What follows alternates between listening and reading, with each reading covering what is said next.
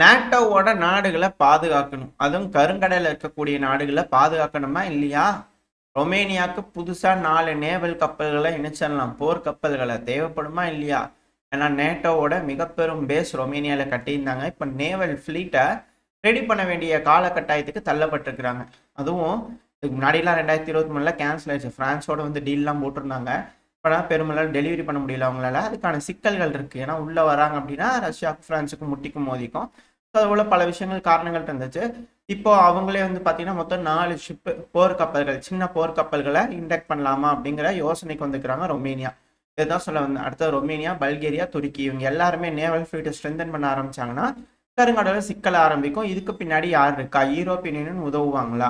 இதுபோல பல கேள்விகள் இருக்கு. ஸோ கருங்கடலில் நம்ம யோசிச்ச மாதிரி தான் பெருமளவில் நேவல் ஃபிளீட்ஸை மற்ற நாடுகளை ஸ்ட்ரென்தன் பண்ணாங்கன்னா இங்கே கண்டிப்பாக மிக பெரும் சர்ச்சையை உருவாக்கும். அது இந்த பிராந்தியத்துக்கு நல்லதில்லை அப்படிங்கிற திரும்பி உட்காந்து பேசி என்ன செய்வாங்க அப்படிங்கிறத அடுத்தடுத்து பார்க்க ஆரம்பிக்கலாம். ஆனால் இந்த இடத்துல பிரச்சனை தான். இதனால தான் ரொமேனியாவில் எலெக்ஷன் வர்றதுக்கு கார்கசஸ் அவர்கள் வரக்கூடாது, ஜெயிக்கூடாதுன்றதுக்காக முடிவுகள் எடுத்துட்டு இருக்காங்களா அப்படின்ட்டு கேள்விகள் இருக்கு. எது எப்படியோ கருங்கடல் அடுத்த மிக பெரும் சர்ச்சைக்குரிய பகுதியாக மாறிட்டு இருக்கு. இப்போ அப்படியே வந்து பார்த்தீங்கன்னா யூஎன் கிட்ட வந்துட்டோம்னா யூஎனோட சீஃப் கத்ரஸ் அவர்கள் அவர் தரப்பு என்ன ஸ்டேட்மெண்ட் வந்துட்டுன்னா, அதுங்க உக்ரைனில் மக்கள் தேர்ந்தெடுத்து ஒரு அரசாங்கம் வச்சுக்கிறாங்க, அதை நம்ம ரெஸ்பெக்ட் பண்ணி தாங்க ஆகணும். அதனால ரஷ்யாவோட ரெக்வஸ்ட்டு இப்போதைக்கு செய்ய முடியாதுங்க அப்படிங்கும்போது அவர் தரப்பு வந்து சொல்லிட்டாங்க. அப்படின்னா ரஷ்யாவோட ரெக்வஸ்ட்டுக்கு மறுப்பு தெரிவிச்சிருச்சு யூஎன். அதே மே மாதத்துக்கு அப்புறம் வந்து பார்த்தீங்கன்னா மார்ஷல் லாவை எக்ஸ்பேண்ட் பண்ண மாட்டேன்னு இருக்கிற. ஸோ அப்படி பண்ணலை அப்படின்னா, மார்ஷல் லாவை எக்ஸ்டெண்ட் பண்ணல அப்படின்னா அது லெஜிட்டிமேட் கவர்மெண்ட் இல்லை. அப்போ என்ன ஆகும் அப்படின்ற கேள்விகள் வருது. அதுக்கு யூஎன் அதுக்கப்புறம் ஏதாவது வழிக்கு வருவாங்களா, இல்லை அழுத்தங்கள் வர்றதுனால யூஎன் இதுக்குள்ளே வரவே மாட்டாங்களா அப்படின்ற கேள்விகள் வருது. ஸோ என்ன நடக்க போன்றது பார்ப்போம். யூஎன் இப்போதைக்கு ரஷ்யாவோட ரெக்வஸ்ட்டை ஏற்றுக்கிற மாதிரி இல்லை. ஏன்னா பல நாடுகளும் அழுத்தம் கொடுக்கணும், ஒரு ப்ரொப்போசல் கொண்டு வரணும். வீட்டோ இல்லாமல் அந்த ரெசல்யூஷன் பாஸ் ஆச்சுன்னா தான் உக்ரைனுக்குள்ளே வந்து பார்த்தீங்கன்னா வர முடியும். எதிர்ப்பு ஓட்டு போடலாம், அப்ஸ்ட்ரெயின் ஆகலாம், ஆனால் வீட்டோ யாரும் போட்டுறக்கூடாது. ஸோ அப்படி நடந்துச்சுன்னா தான் உக்ரைனுக்குள்ளே யூஎனோட ட்ரூப்ஸை உள்ளே கொண்டு போக முடியும். அப்படி கொண்டு போனால் தான் எலெக்ஷன் வைக்க முடியும். அது சீரஞ்சிறப்புமாக இருக்கும். இல்லைனா எப்படி மால்டோவா, ஏன்னா மால்டோவாவில் அந்த ககூசியான்னு ஒரு பகுதி இருக்குல்ல, அது டிஸ்பியூட்டட் பகுதி. எப்படி டிரான்ஸ்னிஸ்ட்ரியாவோ அதே போல் ககூசியான்ற பகுதியும் டிஸ்பியூட்டட் பகுதி தான். அந்த பகுதியில் வந்து பார்த்தீங்கன்னா பவர் கொடுப்பாங்க. இப்போ எப்படி நம்மளுக்கு முன்னாடி ஜம்மு காஷ்மீர் இருந்தது, ஸோ அது போல் மால்டோவாவில் ககூசியான்னு ஒரு பகுதி வந்து பார்த்தீங்கன்னா மால்டோவாக்குள்ளே தான் இருக்கும். பட் ஆனால் அதுக்கு அட்டானமி இருக்கும். இப்போ என்ன நடந்துட்டுனா கஸ்டில் அவர்கள் அவங்க தான் அதை ஆட்சி பண்ணிட்டு இருந்தாங்க. அவங்க வந்து பார்த்தீங்கன்னா 30 நாளைக்கு ஜெயிலில் பிடிச்சி போட்டுக்கிறாங்க மால்டோவோட அதிபரான மாயா சண்டோ அவர்கள். அங்கேயும் மிக பெரும் கலவரம் உண்டாகிறதுக்கு ரெடியாக இருக்குது. அடுத்தது டிரான்ஸ்னிஸ்ட்ரியா தான் அப்படிங்கூட சொல்லப்பட்டு வருது. அதாவது இந்த ஏரியாவில் சிக்கல்கள் உருவெடுக்க ரஷ்யாவோட பீஸ் கீப்பிங் போஸ்ட் டிரான்ஸ்னிஸ்ட்ரியாவில் இருக்குது. மால்டோவா டிரான்ஸ்னிஸ்ட்ரியாவில் கையை வைக்கும்போது ரெடி பண்ணிட்டு இருக்கிறாங்க மால்டோவாவில் சத்தமே இல்லாமல் அப்படிங்கிறவங்கள புரிஞ்சுக்கூடியது. வரக்கூடிய செய்திகளை வச்சு பார்க்கும்போது ரெடி ஆகிட்டு இருக்காங்க. ஒன்ஸ் அந்த இடத்துல பிரச்சனை பெருசாகுது அப்படிங்கும்போது எல்லாத்துலேயும் பிரச்சனைகள் அப்படியே அடுத்தடுத்து பரவ ஆரம்பிக்கும். ஸோ அது மிக பெரும் சர்ச்சையாக மாறிடும். பரபரப்பு உள்ள பகுதியாக அது எல்லாமே மாறிட்டு இருக்கு. இதோட விளைவுகள் என்ன மாதிரி இருக்க போகுது அப்படின்றத இங்கே இருக்கக்கூடிய கேள்வி. ஸோ வெயிட் பண்ணி பார்ப்போம். ஒன்று பெலாரஸ், டிரான்ஸ்னிஸ்ட்ரியா, அடுத்தது உக்ரைன், எல்லாருமே ரெடி ஆகிட்டு இருக்காங்க. பக்கத்தில் மால்டோவா, மேலே போலாண்டு, கீழே வந்து பார்த்தா ரொமேனியா. ஸோ இவங்க எல்லாருமே ரெடி ஆகிட்டு இருக்காங்க அப்படிங்கிறது இந்த செய்திகளை வச்சு தெரிஞ்சுக்க முடியுது. இப்போ நம்ம அப்படியே ட்ரம்ப் அவர்கள் கிட்ட வந்துடலாம். ட்ரம்ப் அவர்கள் பல விஷயங்கள் சொல்லியிருக்கிறாரு. ஆனால் மிக முக்கியமான விஷயம் என்னன்னா, ஈரானுக்கு நல்லதில்லை. ஈரானுக்கு ரொம்ப கெட்ட விஷயம் நடக்க போகுது. டீல் மட்டும் சைன் பண்ணலன்னு வச்சுக்கோங்க, அவ்வளோதான் பயங்கரமான மோசமான விஷயம் நடக்க போகுது அப்படிங்கிற போல மிரட்டி இருக்கிறாங்க. அதுக்கு ஈரான் தரப்பு வந்து என்ன மிரட்டல் வந்திருக்குன்னா, எங்கள் மேலே தாக்குனீங்கன்னா உங்களோட எந்த பேஸையும் விட மாட்டோம், எல்லா பேஸையும் நாங்கள் அடிப்போம், சவரமேனிக்கு அடிப்போம் அப்படிங்கிறதுலாம் அவங்க வந்து ஸ்டேட்மெண்ட்ஸ் வந்துக்கிட்டு இருக்கு. ஈரானுக்கு எந்தெந்த நாடுகள் மேலாம் விருப்பம் இல்லையோ அந்த நாடுகளில் மிடில் ஈஸ்ட் இருக்கக்கூடிய நாடுகள் எல்லாத்து மேலே அடிப்பாங்க. இந்த யூஎஸ் பப்பட்ஸ் அப்படிங்கிறது போல இருக்காங்க இல்லையா? ஸோ அவங்க மேலே எல்லாத்து மேலேயும் தாக்குதல் பண்ணுவாங்க. அது யூஎஸ் பப்பட்ஸுங்கிறது காலம்தான் சொல்லும், நம்மளால் புரிஞ்சுக்க முடியும். இந்த நாடு இப்படி அப்படிங்கிறது போல மிடில் ஈஸ்ட்டை பொறுத்த வரைக்கும் சொல்லிட முடியாது. ஆனால் காலங்கள் சொல்ல வந்துடும். ஏன்னா இஸ்லாமிய நாடுகளுக்குள்ளேயே அடிச்சுக்கிறாங்க அப்படின்னா ஏன் அடிச்சுக்கிறாங்க, இஸ்ரேலுக்கு ஆதரவாக எந்தெந்த நாடுகள் நினைக்கிறாங்கன்னா அதை வச்சு நம்ம அந்த டைமில் புரிஞ்சுக்கலாம். ஆனால் இப்போ வந்து பார்த்தீங்கன்னா மிரட்டல்கள் வருது. மிடில் ஈஸ்ட் இருக்கக்கூடிய எல்லா பேஸையும் அடிப்போம் அப்படிங்கிறது போல ஈரான் தரப்பு வந்து கண்டனங்கள் வருது. ஸோ இதுக்கு மிடில் ஈஸ்ட் இருக்கக்கூடிய நாடுகள் எப்படி ரியாக்ட் பண்ண போகிறாங்க? ஏன்னா சவுதியில் இருக்குது அமெரிக்காவோட பேஸ், அப்போ சவுதி அடிப்பீங்களா? கத்தாரில் இருக்க அமெரிக்காவோட பேஸ், அப்போ கத்தாரில் அடிப்பீங்களா அப்படின்ற கேள்விகள்லாம் வருது. ஸோ வெயிட் பண்ணி பார்ப்போம். இந்த பிராந்தியமும் அடுத்த சர்ச்சைக்குள்ள பகுதியாக வந்துட்டு இருக்கு. அடுத்தது செங்கடல். இந்த செங்கடல்ல ரெக்கார்டு பிரேக் பண்ணிருக்காங்க. 30 நிமிடங்களில் 14 ஸ்ட்ரைக் அப்படிங்கிறது போல மாபெரும் ஸ்ட்ரைக்கு இன்னைக்கு ஒரு நாள்ல மட்டுமே அமெரிக்க தரப்புல இருந்து யமன் ஹவுதிஸ் மேல பண்ணிட்டு இருக்காங்க. மிகப்பெரிய தாக்குதல்கள் நடந்துகிட்டு இருக்கு. பொதுமக்கள் வாழும் பகுதி அப்படிங்கிற செய்திகள்லாம் வந்துட்டு இருக்கு. இழப்புகள் பெருமளவில் இருக்குன்றாங்க. டைம் போக போக என்ன ஏதுன்ற நிலவரங்கள் வந்துச்சுன்னா அடுத்த பையில பார்க்க ஆரம்பிக்கலாம். அதே நேரங்கள்ல இஸ்ரேல் வந்து பாத்தீங்கன்னா காசாலையும் பயங்கரமான தாக்குதல். ரெண்டாவது, லெபனான்ல தாக்குதல் பண்ணக்கூடாதுன்னா லெபனான்ல இருக்கக்கூடிய மிலிட்டன்ஸை நீங்க கட்டுப்பாட்டுக்குள்ள எடுங்க அப்படிங்கிறது போல, நியூட்ரலைஸ் பண்ணுங்க, டி ஆர்ம் பண்ணுங்க அப்படிங்கிறது போல ட்ரம்ப் அவர்கள் தரப்பு ஸ்டேட்மெண்ட்ஸ் வந்துட்டு இருக்கு. ஸோ இந்த பிராந்தியம் எல்லாமே சர்ச்சையா மாறிட்டு இருக்கு. அந்த கருங்கடல், மெடிட்ரேனியன் சி, செங்கடல், பெர்ஷியன் கல்ஃப். ஸோ இது எல்லாமே மிக பெரும் சிக்கலுக்குரிய பகுதியா மாறிட்டு இருக்கு. அடுத்தது அப்படியே ஆப்பிரிக்காவுக்கு வந்துட்டோம் அப்படின்னா, ஆப்பிரிக்கால இந்த டிஆர் காங்கோ, அடுத்தது வந்து பாத்தீங்கன்னா M23 ரிபல்ஸ். ஸோ இவங்களுக்குலாம் சண்டை நடந்துட்டு இருக்கா. கத்தர் மத்தியஸ்தம் பண்ணி எப்படியாவது பேச்சுவார்த்தைக்குள்ள அந்த M23 ரிபல்ஸ் இந்த தடவை ஆட் பண்ணிக்கிறாங்க. ஸோ பேச்சுவார்த்தை பண்ணிக்கிறாங்க, சுமூகமான முடிவுகள் வரும் அப்படிங்கிற சொல்றாங்க.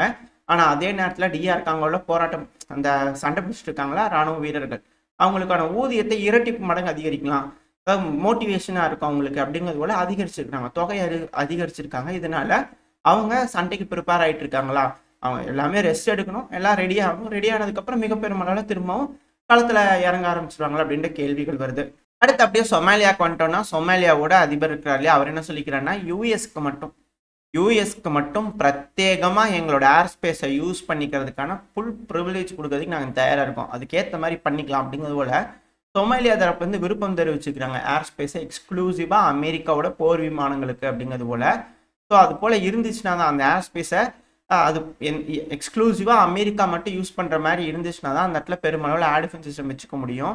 அதையே பேஸா பயன்படுத்தி யமன் ஹவுதிஸை தாக்க முடியும். அங்கிருந்து அவங்க ஏவக்கூடிய மிசைல்கள், ட்ரோன்கள் எல்லாத்தையுமே தாக்க முடியும். எந்த அளவுக்கு நியர்பைல போய் நிற்கிறாங்களோ அந்த அளவுக்கு இழப்புகளை ஏற்படுத்த முடியும், தற்காத்துக்கவும் முடியும். ஏன்னா அந்த இடத்துல ரேடாஸ்லாம் இருக்கிறதுனால அவங்க ஏவும் போதே இங்கிருந்து மானிட்டர் பண்ண முடியும். ஸோ இந்த கருங்கடல், செங்கடல் எல்லாமே அமெரிக்காவோட கட்டுப்பாட்டுக்குள்ள வர்றதுக்கான வேலைகள் இறங்குறாங்களா அப்படின்ற கேள்விகள் இருக்கு. அடுத்தது அப்படியே சவுத் சூடான்ல வந்து பாத்தீங்கன்னா, சவுத் சூடான்ல வைஸ் பிரசிடென்ட் தான் வந்து பாத்தீங்கன்னா கிளர்ச்சி கும்பல், புதுசா ஒரு கலவரம், சிவில் வார் இது போல உருவாக்கலாமான்னு பார்த்துருந்தாங்க. அவரை பிடிச்சிட்டாங்க. அப்போ அவர் பிடிச்சி ஜெயிலில் போடலாமா அப்படிங்கிற வேலையில இறங்கி இருக்கிறாங்க. இதனால அங்கே சிவில் வார் தடுக்கப்படுமான்னு கேட்டிங்கன்னா இல்லை, அதுக்கு பின்னாடி இருக்கக்கூடிய நபர்கள்லாம் ஒன்று கூடிட்டு இருக்கிறாங்க. ஸோ மேபி இங்கே சிவில் வார் கூடிய சீக்கிரத்தில் பெருமளவில் வெடிச்சாலும் ஆச்சரியப்படுறதுக்கு இல்லைன்றாங்க. அப்படியே சூடானுக்கு போனோம்னா, சூடான்ல இப்போதைக்கு ராணுவம் பெருமளவில் அட்வான்ஸ் ஆகிட்டு இருக்கு. அவங்களோட உதவியோட திரும்பவும் சவுத் சூடான்ல சிவில் வார் வருமா அப்படின்ற கேள்விகள் இருக்கு. ஏன்னா சூடான்ல இருந்து ஒரு பாட்டு பிரிஞ்சு போனது, இங்க முடிஞ்சதுக்கு அப்புறம் அங்க ஆரம்பிச்சிருமா அப்படின்ற கேள்வி வருது. அது மட்டும் இல்லாம இந்த சூடான் வந்து பாத்தீங்கன்னா யுஏஇ மேல கேஸ் போட்டிருந்தாங்க. இவங்க தாங்க RSFக்கு ஆயுதங்கள் கொடுத்து உதவி பண்ணிட்டு இருக்கிறாங்க, இவங்க வந்து இனப்படுகொலை பண்ணதுக்கு உதவி பண்ணிட்டு இருக்கிறாங்க. கோர்ட்ல, இன்டர்நேஷனல் கோர்ட்ல கேஸ் போட்டிருந்தாங்க. இப்போ அது ஹியரிங் வரப்போகுது. இதனால யுஏஇ என்ன பிடிச்சி ஜெயிலில் போட்டுவீங்களா அப்படின்னு ஒரு கேள்வி இருக்கு. ஸோ வெயிட் பண்ணி பார்ப்போம் அந்த ஏரியாவில் என்ன நடக்குதுன்னு சொல்லிட்டு. ஸோ இது ஆப்பிரிக்காவில் இருக்கிறது. அப்படியே நம்ம சவுத் அமெரிக்கா கிட்ட போயிட்டோம் அப்படின்னா பனாமா கால்வாய். இந்த பனாமா கால்வாய் அமெரிக்காவுக்கு ரொம்ப ரொம்ப முக்கியம். ஏன்னா அது வழியாக தான் நேவல் போக்குவரத்துங்கிறது வந்து பார்த்தீங்கன்னா நடந்துட்டு இருக்கு. இதில் சாங்ஷன்ஸ் போட்டதுனால பல கப்பல்கள், 100க்கும் மேற்பட்ட கப்பல்களை ரத்து செஞ்சுருக்கிறோம், இங்கே வழியாக போகக்கூடாது நீங்கள் அப்படிங்கிற பனாமா தரப்பு வந்துருக்கு. இதுதான் அழுத்தங்கள். ட்ரம்ப் அவர்களுக்கு தேவையானது இதுதான். அவங்க சாங்ஷன் போடுறாங்க அப்படின்னா அது செயல்படுத்துறது அப்படிங்கிறது இது போல டிரான்சிட் நாடுகள் இருக்கு இல்லையா, அந்த நாடுகள் கடைபிடிக்கணும். அப்படி கடைபிடிச்சா மட்டும்தான் இது போல போக்குவரத்து ஸ்தம்பிக்கும். இப்ப 100க்கும் மேற்பட்ட கப்பல்கள் போக வர்றதுக்கு தடை அப்படிங்கும் போது அவங்க சுத்திட்டு போக வேண்டியதா இருக்கும். அமெரிக்காவோட போர் கப்பல்கள், வர்த்தக கப்பல்கள்லாம் போயிட்டு வந்துட்டு இருக்கலாம், அவங்களுக்கு வர்த்தகத்துக்கு எந்த பிரச்சனையும் இருக்காது. ஆனா ரஷ்யா, சீனா, ஈரான் இது போல நாடுகள், நார்த் கொரியா, இவங்களுக்குலாம் வந்து பாத்தீங்கன்னா வர்த்தகமே பண்ண முடியாது சில நாடுகள் அது கூட. ஸோ வர்த்தகம் பண்ண முடியாம போக்குவரத்து இல்லை அப்படின்னா மிக பெரும் சேதத்தை சந்திக்க ஆரம்பிச்சிடாங்க பொருளாதார ரீதியா. ஸோ அதுக்கான அழுத்தங்கள் இப்ப பனாமாக்கு சரிவர வேலை செஞ்சிருக்கு. ஸோ பனாமா இப்ப அந்த சாங்ஷன்ஸை கடைபிடிக்க ஆரம்பிச்சிருக்காங்க. இதெல்லாம் தான் பைடன் அவர்களோட அரசாங்கத்துல மிஸ் ஆன ஒரு விஷயம், தவறுகள் நடந்தது. ஏன்னா அவங்க சாங்ஷன் போட்டாங்கன்னா அந்த கப்பல்கள் இந்த வழியில போறதுனாலதான் இந்த சாங்ஷன் பெருமளவில் எடுபடாம இருந்தது. இதுக்கப்புறம் போக விட மாட்டாங்க ட்ரம்ப் அவர்கள் அப்படிங்கிறது போல இந்த செய்திகளை வச்சு நம்மளால புரிஞ்சுக்க முடியுது. இதே போல நம்மளும் வந்து பாத்தீங்கன்னா இந்தியாவோட ரஷ்யாவோட சரக்கு கப்பல்கள் வந்து டாக் ஆகிறதுக்கு அலோவ் பண்ணல, சாங்ஷன் இருக்கு அப்படிங்கிற சொல்லியிருந்தோம். இது போல பல நாடுகளும் அந்த சாங்ஷனை கடைபிடிக்க ஆரம்பிச்சிட்டாங்கன்னா கண்டிப்பா பொருளாதார ரீதியா அழுத்தங்கள் ரஷ்யாவுக்கு, சீனாக்கு இது போல நாடுகளுக்கு போகும். அவங்களோட ரெஸ்பான்ஸ் என்னவா இருக்கு அப்படிங்கிறது வெயிட் பண்ணி பார்ப்போம். நான் இது போல அழுத்த அவங்க என்ன செய்வாங்கன்னா அட்டாக் பண்ணணும் அப்படிங்கிறது தான் அடுத்த மைண்டுக்கு வரும். ஸோ அதுக்கான வேலைகளை தான் இறங்குறாங்க அப்படிங்கிற சொல்லப்பட்டு வருது. ஸோ வெயிட் பண்ணி பார்ப்போம் இந்த ஏரியாலாம் இந்த போக்குவரத்து கப்பல்களுக்கான அழுத்தங்கள் எந்த அளவுக்கு விளைவுகளை ஏற்படுத்துது அப்படிங்கிறது போல. ஸோ இதெல்லாம் இங்கே ஏரியா இருக்கிறது. அடுத்தது வந்து பார்த்தீங்கன்னா ட்ரம்ப் அவர்கள் நேர கிரீன்லாண்டுக்கு பக்கம் திரும்பிட்டு இருக்கிறார். கிரீன்லாண்டு உலக அமைதிக்காக கண்டிப்பாக அமெரிக்காவுக்கு வந்தே ஆகணும் அப்படின்ட்டு இருக்காரு. இப்போ ஜேடி வான்ஸ் அவர்கள் வந்து பார்த்தீங்கன்னா கிரீன்லாண்டுக்கு போய் இறங்கியிருக்கிறாரு. இப்போ கிரீன்லாண்டில் வந்து பார்த்தீங்கன்னா அவர் என்ன சொல்லியிருக்கிறாருன்னா சீனா கிட்ட இருந்து ரஷ்யா கிட்ட இருந்து பாதுகாக்கணுங்க கிரீன்லாண்டை உலகத்தோட அமைதிக்காக அப்படிங்கிறதால அவரும் அதை இன்சிஸ்ட் பண்ணியிருக்கிறாரு. ஸோ கிரீன்லாண்டை அனெக்ஸ் பண்ணிடுவாங்க போல தெரியுது கூடிய சீக்கிரத்தில். ஏன்னா ஒன்ஸ் யூரோப் வந்து இறங்கி போய் ரஷ்யாவை அடிக்கிறாங்க அப்படிங்கும்போது அங்கே போர் வந்துருச்சு அப்படின்னா கிரீன்லாண்டும் யூரோப்போட தான், டென்மார்க்கோட தான். ஸோ அப்போ என்ன பண்ணுவாங்க, ரஷ்யா கிரீன்லாண்டே அட்டாக் பண்ணுவாங்க. இதே கிரீன்லாண்ட் அமெரிக்கா கிட்ட இருந்துச்சுன்னா அமெரிக்கா அந்த பகுதியை வச்சுக்குவாங்க, ரஷ்யா அதை தாக்குதல் பண்ண மாட்டாங்க, அது சேஃபாக இருக்கும். ஸோ இதுக்காக அது போல் செய்கிறாங்க அப்படிங்கிறத நம்ம முன்னாடி சொல்லியிருந்தோம். ஸோ மேபி திரும்பியும் அதே ஒரு ஆப்ஷனாக இருக்குமா, இல்லை யூரோப்புக்கு இருக்கக்கூடிய லாஸ்ட் ரெசார்ட் அதுதான், அது வந்து யூரோப் கிட்ட இருக்குது அப்படிங்கிறதுனாலேயே அதை காப்பாற்றணுன்றதுக்காகவாச்சும் அட்லீஸ்ட் அமெரிக்கா நம்மளுக்கு உதவு பண்ணும், இல்லைன்னா பண்ணாது இல்லையா. ஸோ அதனால விட்டு கொடுக்கக்கூடாது அப்படிங்கிறது போல யூரோப் நினைக்கிறாங்களா அப்படின்ற கேள்விகள் இருக்கு. பட் ஆனால் நடக்கக்கூடிய செய்திகள்லாம் வச்சு பார்த்தா ஆல்ரெடி நடந்தது தான். ஏன்னா ஸ்கிரிப்ட் தான், நாடகங்கள் அரங்கேறிட்டு இருக்கு. அந்த நாடகங்கள் இந்த உலகமே நாடகம் மேடைன்னு சொல்லியிருப்போம் இல்லையா. ஸோ நாடகங்கள் அரங்கேறிட்டு இருக்கு, அதுக்கான அரங்கேற்றத்துக்கான வேலைகள் நடைபெற்றுட்டு இருக்கு, அவ்வளவுதான் அப்படிங்கிறது போல சில அனலிஸ்டருக்கு வந்து கருத்துக்கள் இருக்கு. ஸோ வெயிட் பண்ணி பார்ப்போம் இந்த கிரீன்லாண்ட் இஷ்யூ என்ன மாதிரி தீருது அப்படிங்கிறது போல.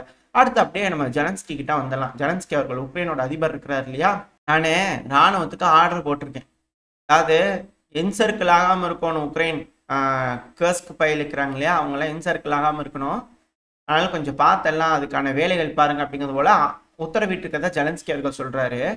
ஆனா இவங்க கர்ஸ்கில் சும்மியில சுத்தி வளைக்கப்படுவாங்களா அப்படின்ற எண்ணங்கள் வர ஆரம்பிச்சிருக்கு. ஏன்னா வெஸ்லிப்கா, ஸோ அந்த பகுதியில் வந்து பார்த்தீங்கன்னா ரஷ்ய தரப்பு வந்து கொடியேற்றி காமிச்சிருக்காங்க. இதில் மேப்பில் பார்க்கும்போது தெரியும் அந்த கர்ஸ்க் பகுதி, அதாவது செக் போஸ்ட்லேருந்து ஒரு 7-8 செட்டில்மெண்ட் தள்ளி வந்து பார்த்தீங்கன்னா டாப்பில் கர்ஸ்க் ஒப்லாஸ்ட் கொட்டியே தான் இருக்கு.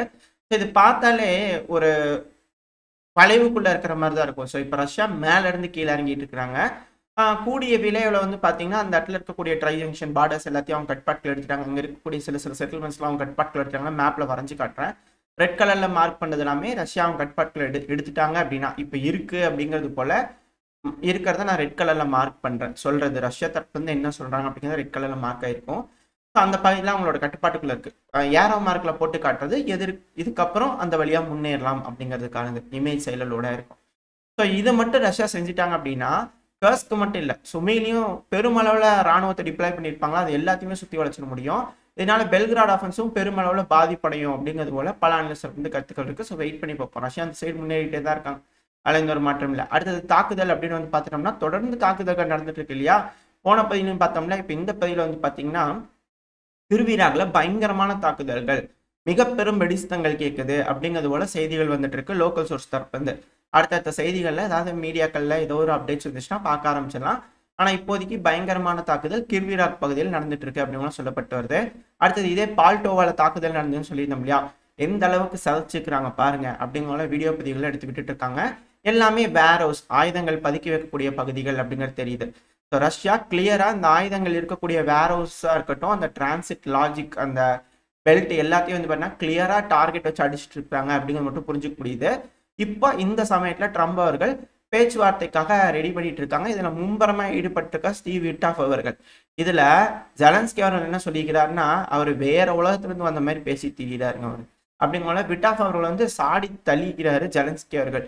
இப்படி ஒரு சூழ்நிலை இருக்கு அப்படின்னா அமெரிக்காவோட ஒரு ஸ்பெஷல் என்வாயே இவர் இந்த மாதிரி பேசுறாரு அப்படின்னா இவங்க எப்படி அமைதி பேச்சுவார்த்தைக்கு ஒத்துழைப்பாங்க அப்படிங்கிறது தெரியல அப்படிங்கிற பல சந்தேகங்கள் அனலிஸ்டுக்கு இருக்கு. இது என்னதான் நடக்க இருக்கு, இல்லை என்ன பேசுவாங்களா, இல்லை எதுக்காக இந்த அளவு குழப்பிட்டே இருக்கிறாங்க ரொம்ப வருஷமா அப்படிங்கிற பல கேள்விகள் இருக்கு. இதனாலதான் பல சர்ச்சைகள் வதந்திகள் இது போல பரவிட்டு இருக்கு. வெயிட் பண்ணி பார்ப்போம் என்ன நடக்க போகுது. உக்ரைன் மிக பெரும் அளவில் அஃபென்சிவ் ஆப்ரேஷன் ரஷ்யா பெலரஸ் இந்த பகுதியிலாம் அடிக்க ஆரம்பிச்சிருவாங்களா, டிரான்சிஸ்ட் எல்லாம் அடிக்க ஆரம்பிச்சிருவாங்களா, இல்லை சமாதான பேச்சுவார்த்தைன்னு சொல்லிட்டு சில பகுதிகள்லாம் விட்டு கொடுத்துட்டு பிரச்சனையை தீர்த்துக்குவாங்களா, என்ன நடக்க போன்றதை பொறுத்து வந்து பார்க்கலாம். ஓரளவுக்கான தகவல்கள் இந்த பதிவில் பார்த்துருப்போம்னு நினைக்கிறேன். இதோட இந்த பதிவை நான் முடிச்சுக்கலாம். இந்த பதிவு எப்படி இருந்துச்சு, உங்களுக்கு பிடிச்சிருக்கா, பிடிச்சிருந்தா லைக் பண்ணிட்டு உங்க ஃப்ரெண்ட்ஸ் அண்ட் ஃபேமிலியோட ஷேர் பண்ணிக்கோங்க. அது கூட மறக்காம இந்த பதிவு பற்றின உங்களோட கருத்துக்களை கமெண்ட் செக்ஷன்ல சொல்லுங்க. இந்த பதிவு நல்லா இருக்குன்ற நம்பிக்கை அடுத்த போய் உங்களை சந்திக்கிறேன். அது வரைக்கும் ஸ்டே சேஃப், பை.